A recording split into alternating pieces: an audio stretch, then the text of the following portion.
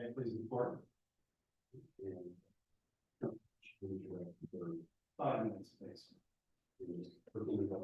Soon, lines to the right, the right hand to the left. We're good. May I please report Chief Upson on behalf of Helen Vaughn. Morning. Though criminal defendants have to adhere to the rules of procedure and the evidence code, what constitutes relevant evidence in a criminal prosecution is different than what constitutes relevant evidence in a civil. That goes back to the fact that it's the state that bears the burden of proof in criminal prosecution. And therefore, the well-settled law in Florida is that when evidence in any way might support the defense theory. Is there someone that says that comes from the burden of proof? Is that just an inference we should make? I don't believe it is, Your Honor. I believe in Mateo, which is a second district case. I believe a portion of Mateo that was cited in the briefs, block quoted, perhaps, refers to a Florida Supreme Court case that I believe is Rivera, and I believe that case contains the language. It's not listed in the table of authorities, so I'm in trying to answer your question. I think I'm getting a little. I want to be cautious not to go outside the briefs, but I believe the concept is that it goes back to the presumption of innocence. And on the subject of cases that aren't contained with the brief, I believe the notion goes back as far as Coffin, the U.S. Supreme Court case from 1895. And because that's not contained in the, if the panel would like, I would welcome the. I guess I'm saying, do those cases tie this broader definition of relevance in criminal cases to specifically to the burden of proof? Because it seems to me like it was tied, or I saw it, to the confrontation clause. And I was a little surprised in the briefing that it focused so much on the rules. I think there was one line where you cite the confrontation clause. And I looked into it, there seems to be a lot of cases under the confrontation clause that support what you're saying. And so it was surprising to me that the brief focused so much on the rules of evidence and the case interpreting those, because the rules of evidence, regardless of whether they let something in, are trumped by the confrontation clause. And there seemed to me to be a lot of cases under the Sixth Amendment that would have supported your case. So I was wondering why you ended up tying it so broadly, so tightly to the rules of evidence and the relevance rules. There seemed to be a really solid constitutional argument. Well, I wasn't intentionally trying to limit the due process relief that the appellant might have available, but like if it's a confrontation clause violation, it doesn't matter if the rules of evidence would support the state or not, right? I mean, if the state wins under the rules of evidence, but the rules of evidence conflict with the confrontation clause, state loses, right? Correct, Ron. Correct. But whereas here the state raised the relevancy that it doesn't go to any material element. As brief, it's the state that has the burden to prove material elements. The defendant doesn't have a burden to prove. Well, did this go to a material element, or did it go to credibility? Credibility is not a material element of crime. If the state says it didn't go to a material element, it clearly doesn't, right? It doesn't, but that's the error in tying the defense's hands here, because that's not the standard to apply relevance and admissibility to the defense. It applies to the state, but that's exactly the core of the argument about why it was error here to exclude. Because when evidence in any way tends to call into question or challenge the states having met their burden, then broad discretion should let it in. You're supposed to let it in. Counsel, I want to get to a threshold issue that I saw in the transcript. Your briefing sort of treats the evidence of Ms. Cruz's incarceration and the pending VOP case against her as sort of one thing. But during the argument of the motion, limine trial counsel, I understand you weren't trial counsel in this case, the trial counsel says the jail thing to me is not essential I just want to deal with it. If I could get into that she has a pending case, that's fine by me. And then trial counsel repeats. So if you want to leave incarceration alone, but as long as I get to talk about the pending violation of probation case against her, that's fine by me. So why isn't that an invited error in this case when, you know, it's only the incarceration that didn't come in, not the fact that there was a pending case against her, which did come in? It's a great question, Your Honor, and I believe by my recollection of how all this came about, it wasn't until after it became apparent to defense counsel, he had already raised the credibility and bias. Very first thing he said, I absolutely can get at that. It goes to her credibility and the bias that she might have as a testifying witness. But my recollection is that it wasn't until it became clear that the court wasn't going to permit him to go down that road that he began to recede. So I still wouldn't, and I appreciate how the court would characterize it as what's controlling and what's important. My bigger concern might be whether or not he waived what I had briefed. But at the point, my position is at the point he had said it, and the court had said and done other things that indicated to counsel that wasn't going to happen, that he had raised his concern, the court had ruled on it, and it was preserved for this court's review.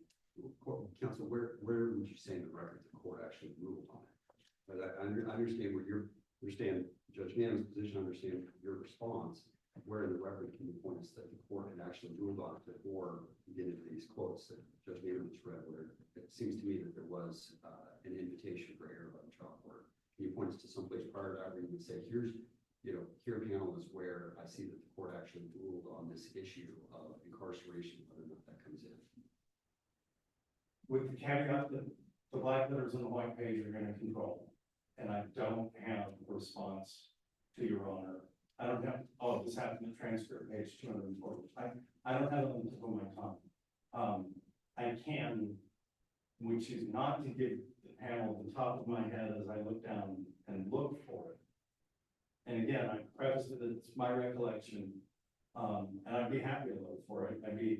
If counsel talks about it, that would probably give me an opportunity to address it again during rebuttal. Certainly. If I'm If in you want to wait and answer that rebuttal, that's fine. Council, I'm looking at just the point where you're looking during that break. On the break between page 307, page 307, page 308, it's kind of discussing with the court, you know, your client's trial counsel. And the court says, but the issue is whether or not she's in jail. So the trial counsel says, right. The court says, how is that material? Right. So they're clearly engaging in an exchange about it. And then trial counsel says, how about this? The jail thing to me is not essential. I just want to deal with it. If I could get into that she has a pending case, that's fine by me. So it's not like the court said, I rule against you on the mentioning she's in jail. And then he said, okay, given that ruling, I want to make the secondary argument. Before the court had a chance to rule, and I admit it, you know, it looked like it was probably going to go against your client, but there hadn't been a ruling yet where he said that's not coming in. And trial counsel said, how about this? The jail thing to me is not the essential. I just want to deal with it. If I can get into this, she has a pending case. That's fine by me.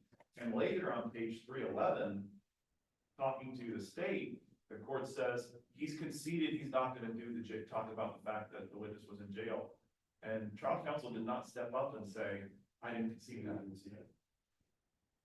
That looks like a withdrawal of that position. I ended up losing that. Trial counsel, my counsel, is the things that happened afterwards as well, and this court's conduct with respect to him calling his DS during his case in chief, which I think reasonably explains why he wanted to call that witness during the defense case in chief.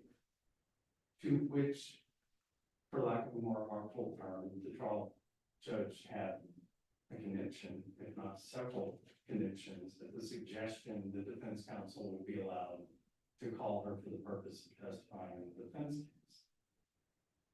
Having said that, at 305, 306, 307, 308, all the way to 310, 311, that's the extent of the conversation that took place.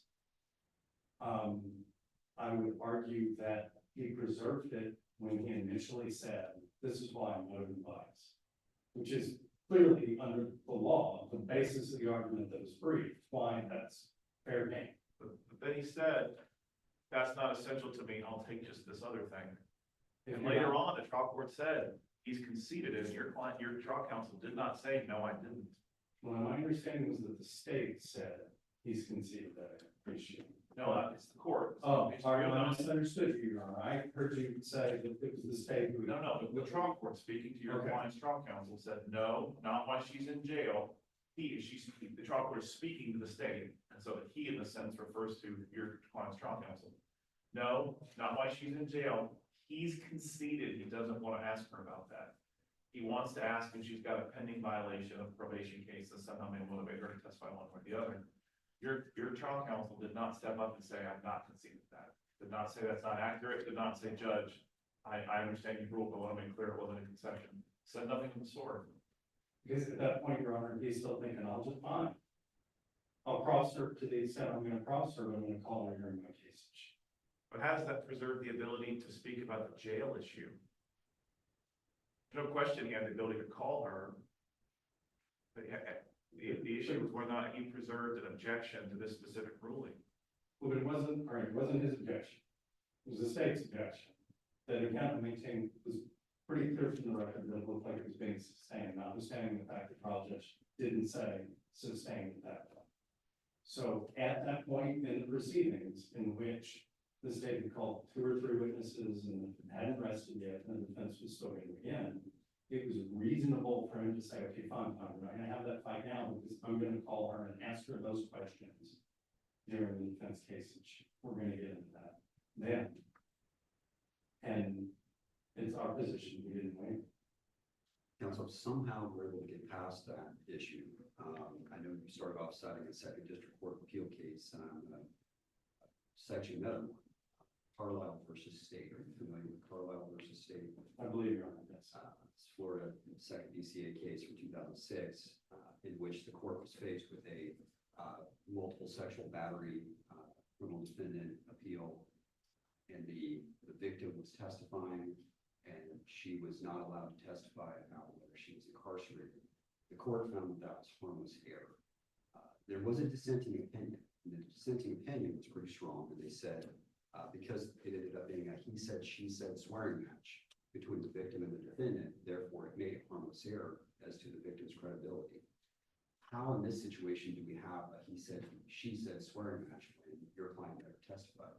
She was the only real witness. Well, that's what I'm getting at. I mean, that's how this court got to, that's how even the court itself said, even with another person testifying, in your case, where is the harm? Other than just what you might argue be de facto harm, just by the simple fact that the jail issue didn't come in.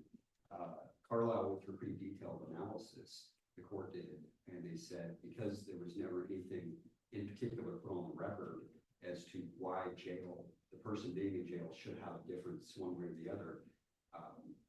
And there was no alternate evidence. In essence, in this case, where's the alternate evidence? We have the car keys in your client's pocket. As your client is found out in the woods, away from the vehicle after the time of being stopped after a high-speed chase, the other person did not have the car keys. The other person in the vehicle said that she just had a C-section, that she couldn't see very well. All that evidence together, how could we reach the level of harmful error? How can we not find that this is harmless when the jury knew that she was facing VOP, violation of probation charges? What's the difference between that and incarceration? 2 main reasons, Your Honor. There were only 2 people in the car. It's never disputed. Well, in Carlisle, there was an aggressor and a victim. So I mean, it's the same thing.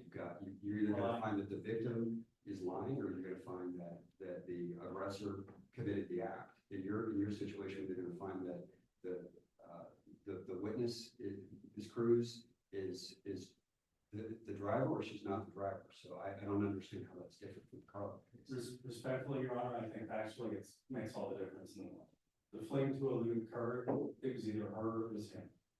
And in the context in which the defense's hands were tied, and then the state said what they should not have said in closing. Well, that's it. I mean, I understand, and I'll concede they said what they said, but what about just hard evidence? Do you have any other evidence that this court could look at to say this gentleman was not the driver of a car that he owned He owned it and he had the keys?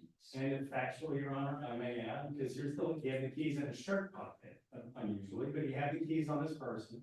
It was his car. He was detained in a direction that was closest to the driver's side, and she was detained in a direction that was closest to the passenger's side. And the whole harmful error thing is, even if time defense's hands during the cross-examination does rise to the level of harmful error. And even if the state exploiting that, as they did in closing argument, doesn't rise to the level of harmful error. Those two combined on those facts alone, the key, the ownership, the locations they were taken from, the state didn't and can't meet the burden to prove the jury still would have returned the same verdict. And you're in your rebuttal time, so if you All want right. to. Are juries instructed that they can accept or reject the testimony of any witness for any reason? I believe the standard instructions were given here on witnesses testifying and assessing credibility. Correct, so a witness who gives testimony, does there need to be a counter witness in order for the jury to totally reject the first witness's testimony? No. So the jury determined the witness was uncredible. The jury could totally and completely reject that witness testimony without any counter evidence of any kind to disprove it, correct? Provided they had all the relevant admissible factual details that we need to know to assess that witness's credibility, correct? Counsel, before you take your break, just so I want you to know what I'm looking for in your rebuttal. If we were to find, I do think if something is waived, an objection, or, a request to put something in or an objection to a court's ruling, if that's waived, it could certainly be reinstituted, right? You can make the objection again later. It seems to me that's what you were alluding to. If we find that this colloquy on 305 to 311 is a waiver, and you're asserting that later on, trial counsel nonetheless reinstituted that argument or that objection to court's ruling, I need to know where in the transcript you think that happened on the file. For sure. Thank you, counsel. Raise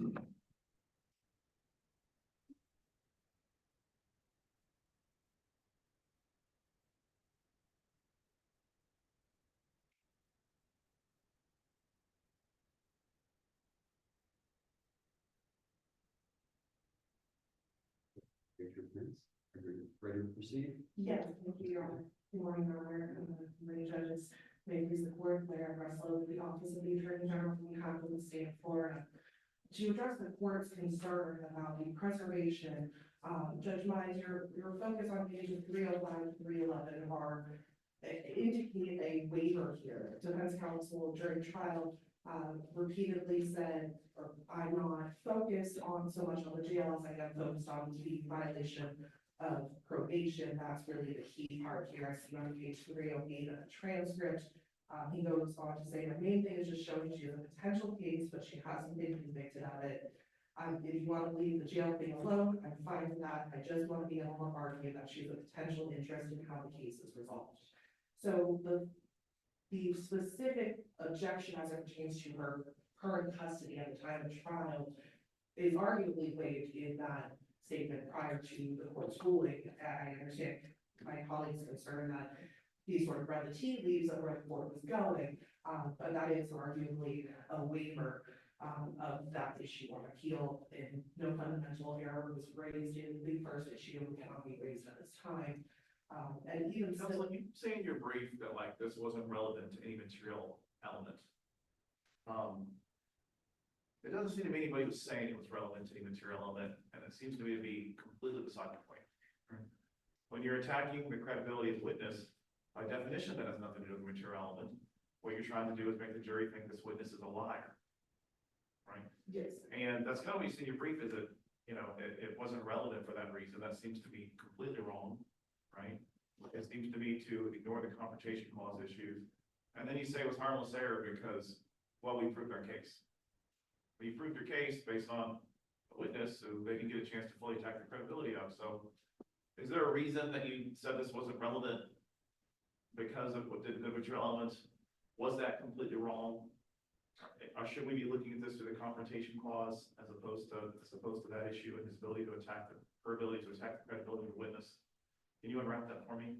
Yes, Your Honor, so you mentioned to my colleague the distinction between a material element versus credibility, and then here there is, based on the facts introduced here, particularly the fact that the state made clear repeatedly, there was no promise, there was no negotiation, there was no benefit to Ms. Gonzalez Cruz's testimony. She was there pursuant to a subpoena, and so to the extent that yes, relevant evidence can go towards credibility, there has to be some foundation in reality with that evidence. The council is, there's a foundation in reality, so I don't know actually that there does have to be a foundation in reality, because it goes to the state of mind of the person testifying, right? And what I think you did is just use a turn of phrase that you made up, because I don't think what you just said is in any case ever. I think what the cases say is it goes to the subjective motivation of the witness. So if the witness thinks they may get something, whether that belief has any basis in reality, it can cause the witness to have a reason to lie, correct? In the abstract, yes. I would refer to, and I apologize, this is not cited in the brief, as well as offered other brief. The Florida Supreme Court in 2013 in Goskominski, I can spell that for the court, Goskiminski. That involves a case where one of the witnesses was previously incarcerated for a DUI, and they wanted to address that, to attack their bias during trial. At that point, like Ms. Gonzalez Cruz here, that witness had already been sentenced on that underlying DUI. The state made clear there's no benefit, and it was really this speculative argument of, well, if they testified favorably for the state, maybe they could try to pursue down the line a modification of the sentence. And that's similar to what trial counsel argued here. Well, yes, they're saying there's no deal, but who's to say her attorney doesn't come back later and try to create a deal? And in that case, the Florida Supreme Court found that even though it is permissible to attack bias and credibility under 9608, quote, there must be some foundation for the claim of bias. And I think that's the situation here, is if there was something beyond the speculation of, well, if she testifies favorably in the court there, and the state gets its conviction, maybe they will re-enter some of the subsequent negotiations, but that's not what's reflected in the record here. Do you agree with me that the irrelevant issue is the testifying witness's state of mind and whether or not they think, testimony may benefit them in some way? Yes, I would agree with that. How could you determine whether that's concrete or speculative without going into it with the witness? In this situation, even though I think looking at this totality of the circumstances, the repeated explanation from the state that there is no benefit to be had. The witness But that has nothing to do with the witness's state of mind. In other words, if the witness believes something that was completely false and incorrect, like stipulate what the witness believed was wrong, the witness could not benefit from testifying a certain way. But the witness nonetheless believed that she could. Would that not be a motivation for bias in her testimony or a motivation to lie?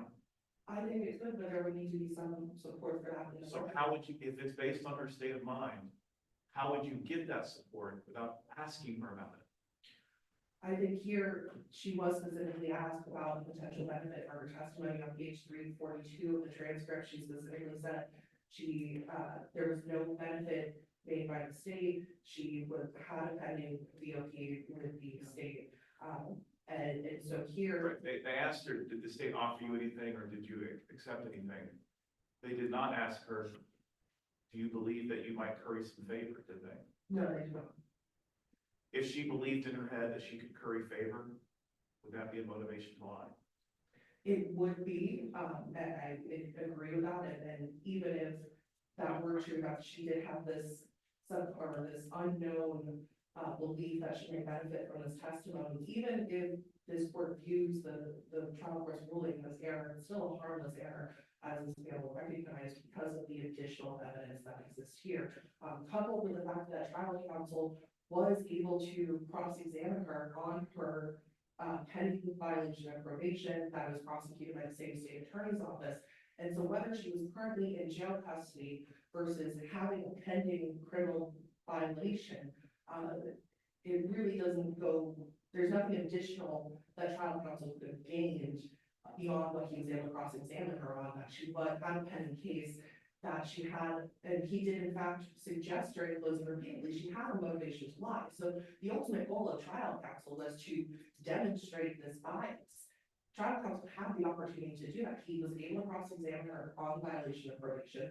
He was able to discuss extensively during closing all the reasons this witness should not be trusted, that her testimony was not believable. And I believe, Judge, you mentioned the jury instruction, but the jury was given the standard language in 3.9, weighing the evidence. Did the witness have some interest in how the case should be decided? So trial counsel was not harmed by the ability to discuss that she was in jail, but he was able to get into the issue of the violation of probation. He was able to extensively attack her credibility. Whether he used the words, she may believe there's a benefit, he didn't do that, go that far in closing, but he was still able to obtain the objective of establishing potential bias on the part of this witness and demonstrating that to the jury. Counsel, I want to focus on the harmless error test. As I understand the balancing factors that have been, I don't know if they're suggestions or requirements, but on one hand, you have, how important was Ms. Cruz to the prosecution as the defendant's counsel pointed out, she was the witness, she was the only one that could put the defendant behind the wheel. On the other hand, it says what other corroborating evidence was out there. And we talked about the key to the pocket. We talked about the ownership of the car. And in fact, he was hiding in the woods. But what is the point at which that corroborating evidence takes us out of harmful error and into harmless error when you have her testimony being so important to the prosecution? I think here, her testimony is just one element of the evidence, putting him behind the wheel of the car, putting him in proximity to establish the possession. Your Honor is correct that he was the registered vehicle owner. The keys were in his pocket. He was located on the left side of the vehicle. Ms. Gonzalez Cruz was located on the right side of the vehicle. She had the recent C-section. She testified she was not able to get very far before the canine reached her. And so all of those things, even separate from her testimony, the jury could view that evidence and reach a conclusion as they did that he was the driver. The standard whether the jury could have done that?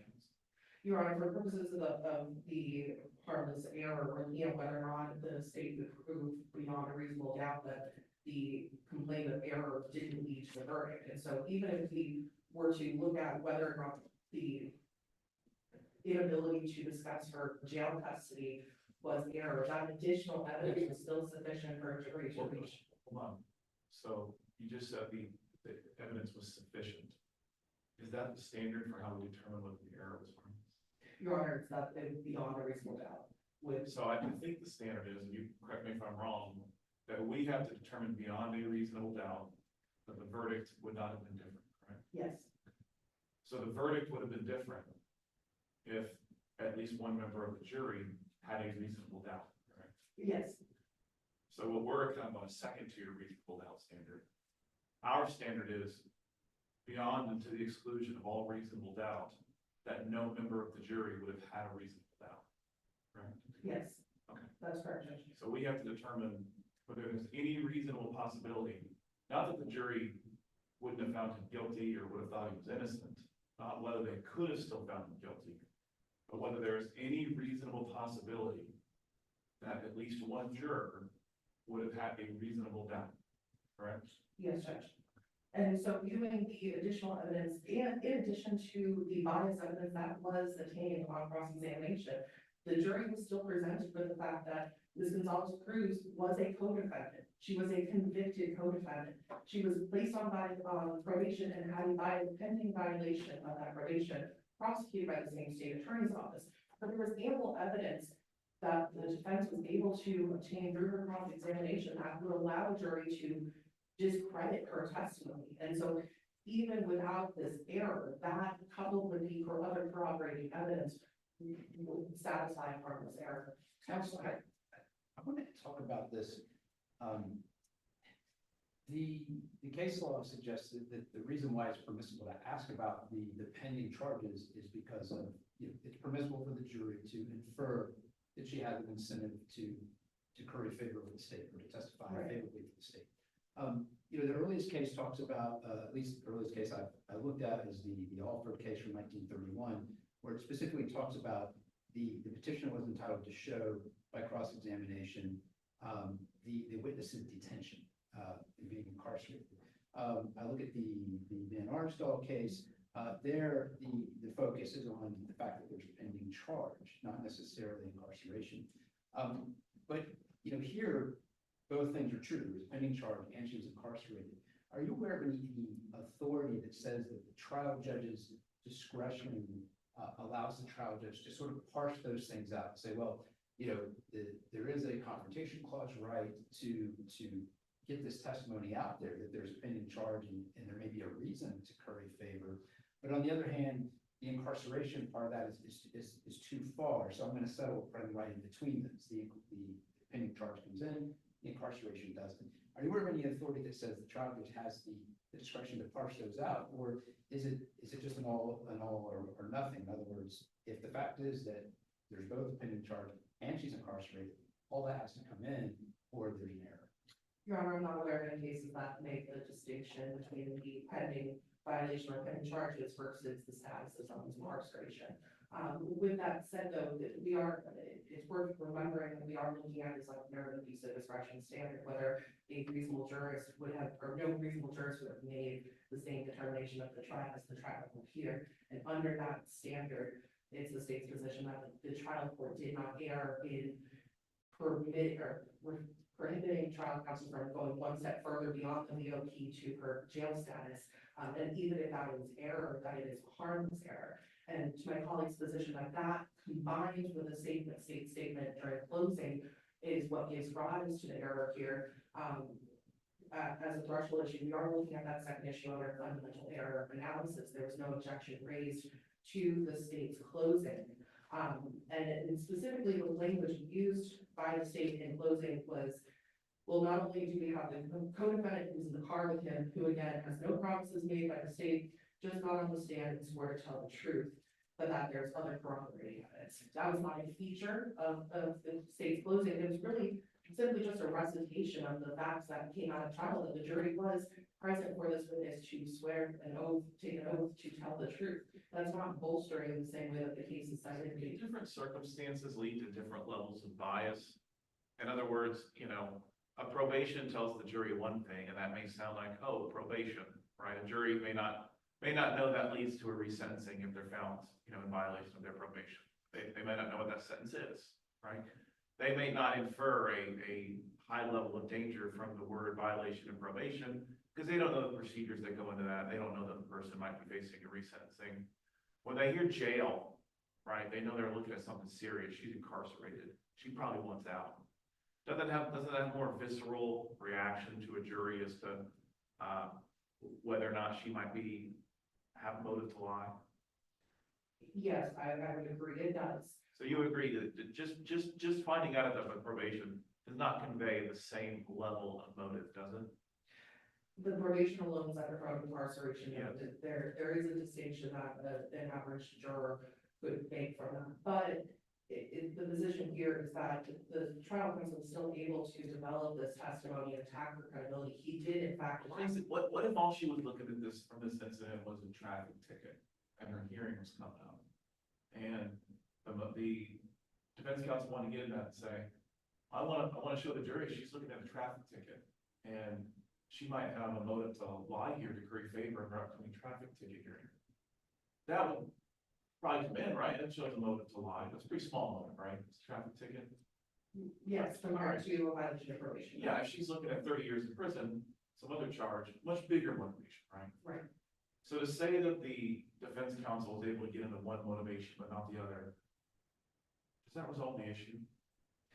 It was still, defense counsel was still afforded an opportunity to develop any evidence to put on her bias and argue that to the jury repeatedly. No, but it wasn't though. I mean, you just said any evidence he could on bias. That is a false statement. The evidence on bias he wanted in was the incarceration. He was in fact not able to develop that with the jury, correct? That is correct, Judge. So answer that. So answer the question. You've got one level of bias, and then potentially in the eyes of the jury, a much higher level of bias, or at least motive for bias, at least potentially in the eyes of a juror. how can you say that the fact that the one item of bias, a smaller level of bias, the fact that the defense counsel had an opportunity to get into that, makes it harmless that defense counsel was not able to get into what it could be a much higher level of bias in the eyes of the jury? It's harmless here because of the totality of the circumstances and the additional evidence. If this were simply a he said, she said case where there's no other evidence to corroborate. So what you told me was something different. Okay, before you told me it was harmless because you still got to get into it. And when I explained why I think that's not the case, you said, well, but he was guilty anyways. And okay, that's fine. That's two different things. I want you to not switch. Are you conceding that he was not able to get into the item of bias he wanted to get into? And that was distinct and a different level of bias from the item he did get into? It is a distinct level of bias he was not able to present, and the concern about he was able to present evidence of bias and there is the corroborating evidence, those are not two separate concerns here. They both in tandem establish that there is any error would be harmless because he was able to make the credibility argument to the jury. They were instructed specifically that they could reject this witness's credibility in addition to the corroborating evidence. Well, the corroboration to me tends to go to whether or not the jury would have found him guilty without this testimony, right? Whereas the attack on the credibility goes to whether the testimony would have been accepted by the jury, right? Like those Yes. seem to me to be two distinct reasons. Either the testimony wasn't necessary at all, right? That's one thing, that's the overwhelming evidence, kind of argument. Or the testimony was necessary, but the jury heard enough about bias. Those seem to me to be two different lanes of harmless error, do not? They have to be, yes, Judge. And just, I see, I have limited time left, just to, go back to that second issue, of counsel's claim of bolstering. Again, it's just a simple recitation of the facts that were presented to the jury. The cases cited in the initial brief give the examples of prosecutors in closing saying, well, this police officer can't lie by virtue of being a police officer. That is not at all the statement made by the state here in its closing. And so looking at, and as a result, that doesn't rise to the level of fundamental error we need here. And then with respect to the third issue, it's the state's position that any error in issue 1 is harmless. There is no error in issue 2, so there cannot be cumulative error for the third issue raised. If there are no further questions from the board, I would respectfully request that the board affirm the conviction and the state rests on its brief. Thank you, counsel.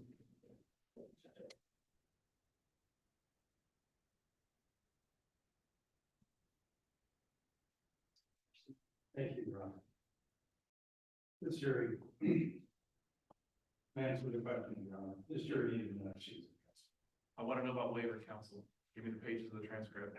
I can't do that, Your Honor. I can direct the court's attention to the exchange that took place at the beginning and bottom of transcript, page 347. And continue for several pages thereafter, in which the court, expressing its shock that he intended to call Ms.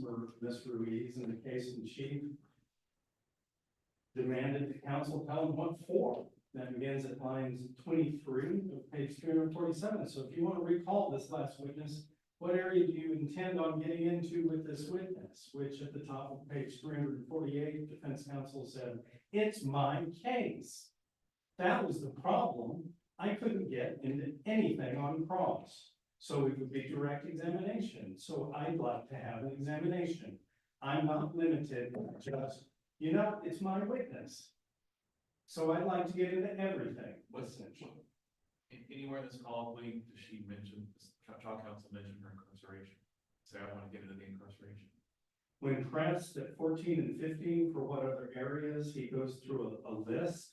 Does he say the words she was incarcerated? I don't believe so, Your Honor. I believe that's encompassed by everything. It's my case. It's my witness. What do you mean asking me? Counsel, To does account. the preservation law say you gotta make a specific argument for trial court? Are there a million cases before it's reported every DCA in the state saying you gotta make a specific argument? Your Honor, he made the argument at the time of cross-examination. He elected. At the time of cross-examination, that was the 305 to 311, right? Correct, Your Honor. Okay, That's where the trial judge said he's conceded it, and he didn't dispute that, did he? For the purposes of cross-examination, correct, nor did he ask for a ruling. All right, so now we're on direct, right? And so, there was the word concession used, 305 at cross, which he did not dispute. Now we're on direct, and I think you're ceding to me, he did not make the specific argument to the trial court then. He didn't repeat the argument that he had previously made. That's correct, John. And this also occurred through the course of one continuous trial, at which when he receded from his insistence at the time he was going to cross-examine her, I'll just call her as a witness in the defense case in chief. And he says to the judge, through this conversation that begins at 346 and carries on for a lot of time, you wouldn't let me. The judge said, what would I not let you? You wouldn't let me ask. Counsel, your time's up. Is there anything else you want to close with quickly? I appreciate the trickiness. It'd be great in a trial transcript if at that moment in her cross, he had said, I need an express ruling from the court right now that I'm not allowed to get into this now or forever. But what he did was sufficient to preserve it for this court's review, and the jury needed to know, and in combination, the errors were off. We'd ask you to make the. Thank you.